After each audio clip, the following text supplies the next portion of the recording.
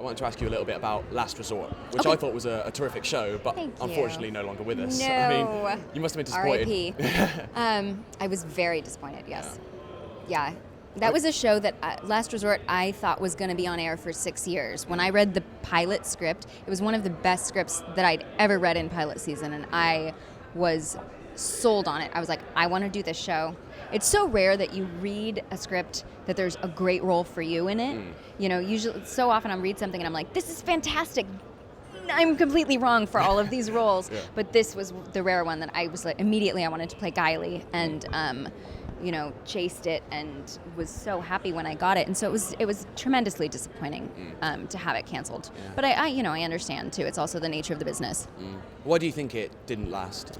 I think it needed more time to tell its story. I think it would have done better on cable. I think network squishing it into 42 minutes was not enough time for this story. And Kylie was obviously a fantastic character. Were you satisfied with her kind of final fate? Yes. If the show had to end, that's exactly how I'd want Kylie to go out. Yeah. And I mean, how much did you know about what might have happened to her had the show gone on? Oh, it was going to be so good because they wrote that episode before we got canceled, and so it was very different, and it set Kylie up for a really nice second half to this season. It would have, you know, it was going where I knew it was going from the beginning of the season, and how I'd sort of crafted my arc to lead into the second half of the season, and then not to get the chance to do that and show those colors is hard as an actor. But coming up, you've got a guest role on Necessary Roughness. Yeah, I'm recurring on Necessary Roughness, Yeah. so I'm flying back and forth to Atlanta for that, and then I'll be recurring on Hawaii Five-0 again, Oh, too. fantastic. Yeah, I wanted to ask you about Hawaii Five-0. So you are coming back for I am for coming season. back on 5-0, yeah. Fantastic. And what can you tell us about your character on Necessary Roughness?